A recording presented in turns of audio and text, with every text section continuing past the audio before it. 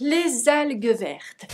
Vous aimez la Bretagne? Des tonnes de bouts d'algues vertes en putréfaction. J'ai été confronté au premier décès. Voilà, le clivage est très fort. J'ai demandé le résultat de l'autopsie. Donc le dialogue est compliqué. Et on ne m'a jamais répondu. Oui, un homme, une femme, un enfant peut mourir. Je suis comme vous, je l'aime. Mais par contre, j'ai pas l'amour cochon. Cette semaine, on parle d'un sujet qui génère pas mal de tensions depuis des décennies en Bretagne, les algues vertes. C'est pourquoi je fais un petit disclaimer, cette vidéo a pour vocation d'expliquer ce que sont les algues vertes, pourquoi c'est dangereux, pourquoi c'est tendu. On pose tout et on essaie de piger. Sur ce, c'était Légende Bretagne, bonjour!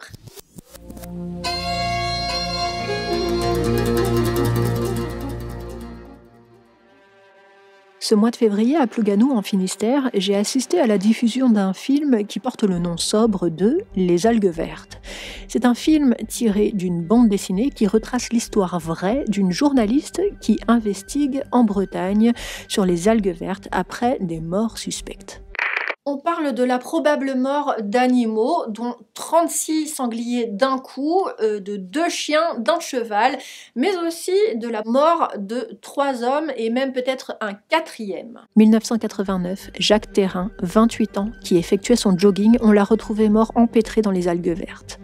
2009, Thierry Morfois, 48 ans, lui était chauffeur, il était chargé de transporter des algues vertes ramassées sur la plage pour les emmener à l'usine de traitement. Il est mort au volant de son camion.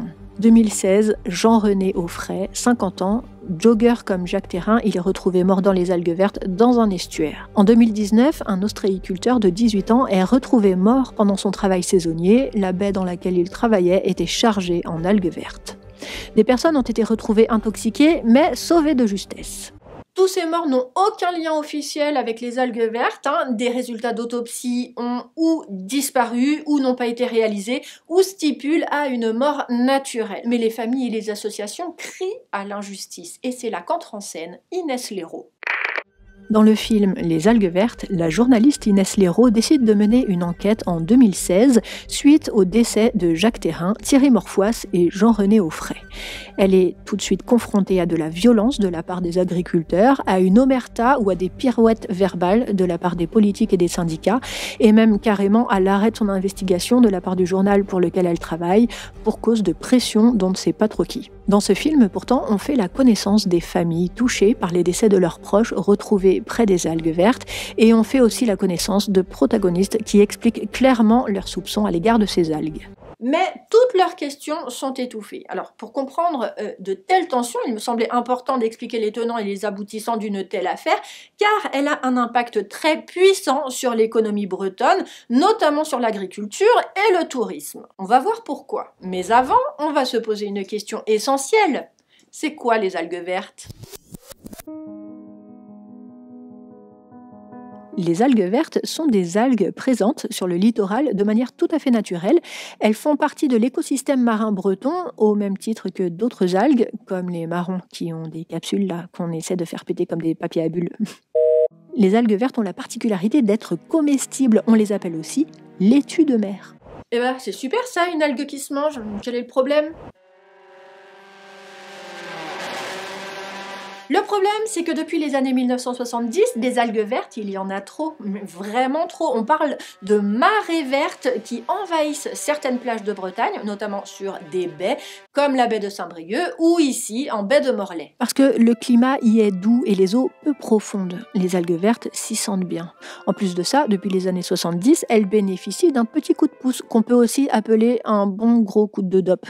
Il s'agit de nutriments comme l'azote ou le phosphore. Et là, elles aiment tellement ça qu'elles se développent à outrance et ici, on parle d'invasion de marées vertes. Ces algues vertes en masse, lorsqu'elles pourrissent sur les plages ou les estuaires, elles dégagent un gaz très dangereux puisqu'il est mortel.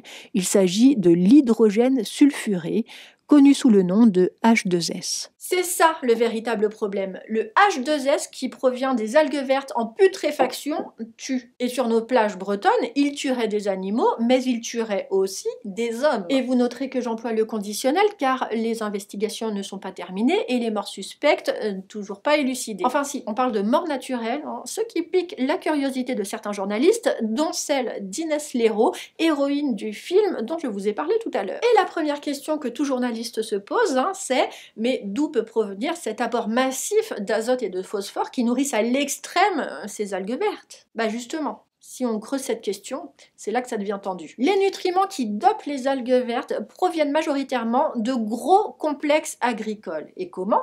Eh ben, par exemple, à cause des déjections d'animaux qui sont rejetés dans les rivières. Les déjections d'animaux sont des apports d'engrais, et pour ceux qui possèdent un petit potager, vous avez probablement déjà mis du fumier sur vos parterres. Voilà, ce sont des apports d'engrais naturels. Alors, il ne faut pas s'imaginer des gens qui sciemment prennent les déjections de leurs animaux pour les jeter dans la mer, non, non.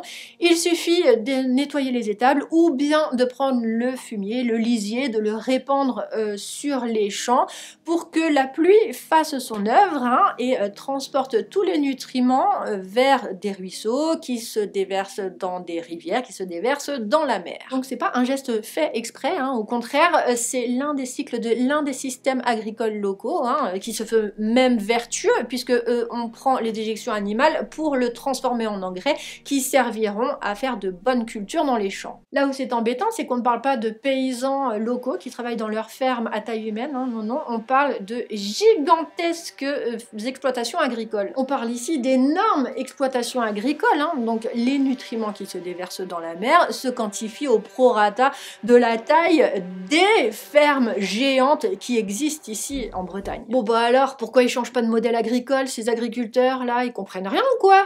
C'est à nous de comprendre une chose essentielle, et s'il vous plaît, mettez bien cette information dans votre tête. Ces agriculteurs qui travaillent pour des exploitations géantes agricoles sont les autres victimes de ce système. Il y a des gens qui mettent fin à leur jour, on parle de il y a beaucoup de gens encore qui vivent sous le seuil de pauvreté alors qu'ils ont des horaires de travail démentiels. Alors pourquoi ils ne sortent pas de ce modèle agricole qui pollue et qui leur tape dessus? Eh bien parce que beaucoup sont endettés. Ils ont été même pour certains poussés à s'endetter pour construire de super fermes ultra productives. Parce qu'il y a un gros enjeu économique à l'international. Les produits des élevages intensifs comme le porc ou le poulet par exemple ne sont pas destinés que au marché français, non, non, ils sont destinés à l'export. Et c'est là qu'entre en scène l'acteur caché, la politique. Lorsque je parle des politiques, je parle du gouvernement, des partis politiques, des syndicats agricoles, mais aussi des banques. Ici, ça joue sur un plan mondial parce qu'on parle d'exportation et de prix concurrentiel. L'intérêt des politiques, c'est que l'agriculture française reste compétitive sur la scène européenne, mais aussi mondiale. Et je cite pour illustrer ce propos, un chiffre donné par le gouvernement. Avec 88,2 milliards d'euros de production animale et végétale en 2022, soit 18% de la production de l'Union européenne, la France est le premier producteur européen de produits agricoles bruts. Vous la sentez la pression qui pèse sur les agriculteurs là ? Alors il faut produire plus, parce qu'il y a du pognon en jeu, et ça on le sait bien. Mais alors, pourquoi les agriculteurs s'engagent sur cette voie-là ? Parce qu'on les y accompagne bien plus facilement que sur la voie d'une ferme bio à taille humaine, plus respectueuse des hommes et de l'environnement, qui, elle, ne rapportera pas autant de sous à l'économie française et puis même bretonne. Les banques sont facilement disposées à financer les super complexes agricoles. D'ailleurs, on parle d'agro-business. C'est parce que l'acteur banque y joue l'un des rôles principaux. L'accès au projet est facilité, l'achat des productions agricoles est garanti, même s'il est soumis à des petits alinéas qui stipulent quand même que les prix dépendent du marché européen ou mondial. Dès lors que l'agriculteur a signé, il est pris dans le piège. Il ne pourra jamais en sortir tant qu'il n'aura pas honoré ses dettes, évidemment, qu'il aura de la peine à éponger parce que le prix de ses produits à lui n'augmentera jamais, alors que le prix de la vie, lui, augmente sans cesse. Alors là, vous prenez bien note que je viens de faire une explication très simplifiée de la situation. Les tenants et les aboutissants de cette affaire sont bien plus complexes, et si vous voulez creuser, je vous mets des liens en description. Vous en profiterez pour vous abonner. Abonnez-vous. Une autre entité économique est elle aussi touchée de plein fouet par les algues vertes. Il s'agit du tourisme, et ça fait peur aux communes. Depuis plusieurs décennies, les communes touchées par les marées vertes ne parlent pas trop du problème. J'ai par exemple envoyé des mails à des mairies pour répondre à mes questions, mais je n'ai pas eu de réponse. Peut-être que c'est tombé dans les spams, j'en sais rien. En tout cas, je suis pas là pour faire de l'investigation, donc j'ai pas insisté. Mais on est en droit de se poser la question, les communes restent frileuses à évoquer ce sujet épineux. Pourquoi ? Le littoral breton offre un cadre de vie doux et agréable. Le climat est tempéré, on n'a pas trop froid en hiver, on n'a pas trop chaud en été. Et puis les paysages sont incroyablement beaux, le patrimoine est riche et les côtes sont protégées. Il n'y a pas de gros complexes immobiliers implantés ici. Les côtes sont sauvages et c'est un atout touristique majeur. Tellement majeur que ça présente des avantages parce que les touristes viennent consommer ici et participent à l'économie locale. Mais ça présente aussi un gros inconvénient. Les maisons secondaires. Les maisons secondaires sont souvent perçues comme un fléau qui empêche les locaux de se loger, ce qui amène les familles à s'éloigner. Elles ne mettent plus leurs enfants dans les écoles locales, elles ne consomment plus à l'année chez les artisans et les commerçants locaux. Bon, les villes désertes hors saison touristique et les problèmes de logement, c'est un sujet, c'est un fait de société dont vous avez eu normalement écho, hein. C'est un sujet qui touche tout le littoral national. Et là, par-dessus ça, ces mêmes villes qui sont touchées par la désertification de la population locale, vous leur en mettez une couche par-dessus avec ces problèmes d'algues vertes qui seraient mortels. Mais là, ça fait un petit peu trop à supporter. Mais il n'y aurait plus de touristes, et s'il n'y a plus de touristes ni de population à l'année, les communes, elles meurent. Donc, on ne veut pas en parler, on essaie de cacher la poussière sous le tapis, hein, parce que ces petites communes, encore en plus, il faut bien penser que l'État, d'année en année, leur délègue de plus en plus de responsabilités et de moins en moins de subventions.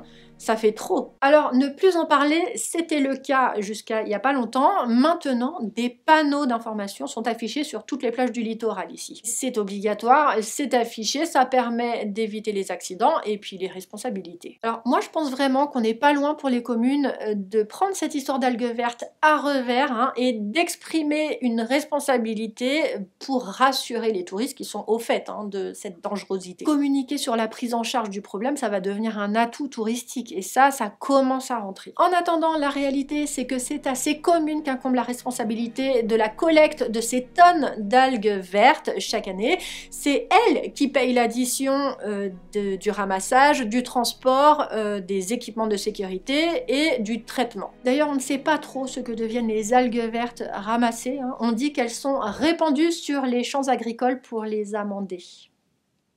Oui, je sais.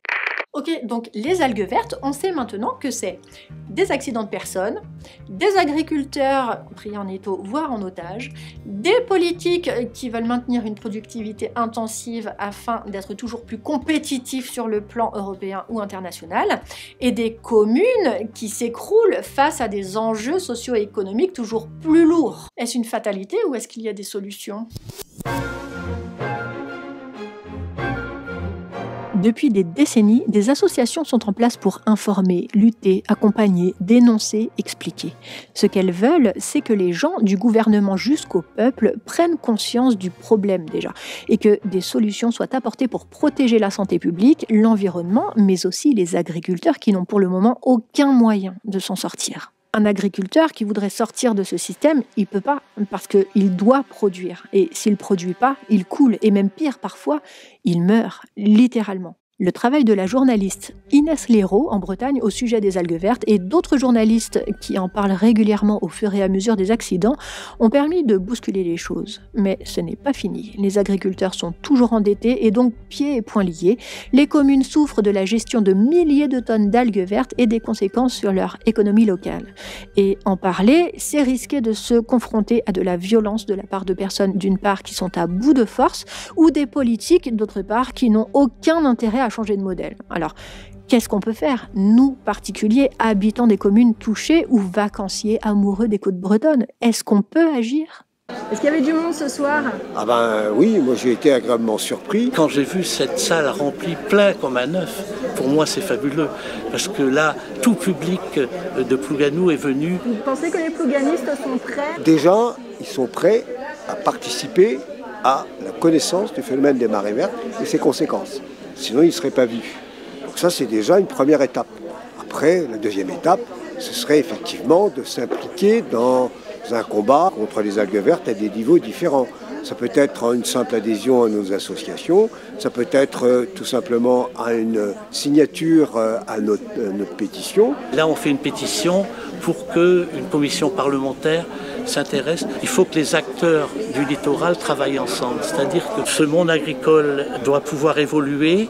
Il ne faut pas donner de leçons au monde paysan. Les agriculteurs sont pris dans un système duquel ils ne peuvent pas sortir. S'il n'y a pas un accompagnement de la puissance publique pour faire en sorte que ces personnes-là puissent déjà être désendettées et pouvoir ensuite avoir l'esprit plus libre et envisager autre chose, ce sera difficile, bien évidemment. C'est pour ça que moi je parle du complexe agro-industriel et non pas des agriculteurs. Essayer de changer de modèle avec une façon de faire l'agriculture différemment, trouver d'autres solutions. L'État devrait dire oui, un homme, une femme, un enfant peut mourir. Oui, on peut agir de différentes manières. Alors déjà, on peut en parler autour de soi, et même si ça génère du débat, c'est en parlant qu'on n'oublie pas, qu'on n'enterre pas le problème en tout cas, qu'on permet à l'information de s'épandre comme le ferait une algue verte dopée à l'azote. Soyez l'azote de cette problématique. Ensuite, vous pouvez vous rapprocher des associations qui luttent depuis des dizaines d'années contre l'agrobusiness. Ces associations, elles accompagnent notamment des familles de victimes dans des procédures juridiques, par exemple. Il existe aussi des associations spécialisées dans la reconversion des agriculteurs. Ce sont des associations qui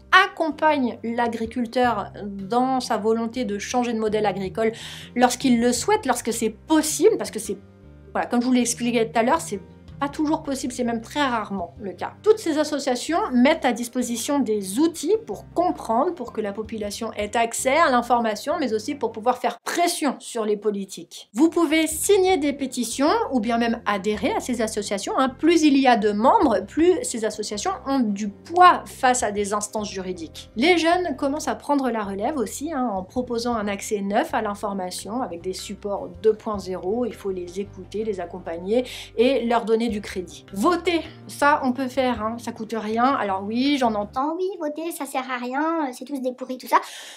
Allez voter. Un truc que j'oubliais aussi de raconter dans mon speech, c'est que vous pouvez choisir de consommer différemment. Voilà, peut-être moins de viande, mais de la viande de qualité sur la ferme d'à côté. Vous pouvez aussi partager cette vidéo, la réaliser, c'était une façon pour moi de contribuer. Voilà, je vous remercie d'avoir suivi cette vidéo. N'oubliez pas le commentaire, le like, le partage, l'abonnement. Ça permet ma visibilité et puis moi ça m'encourage, ça me fait plaisir. Je vous retrouve la semaine prochaine pour de nouvelles aventures bretonnes et en attendant, je vous dis Kenavo Arbéchar.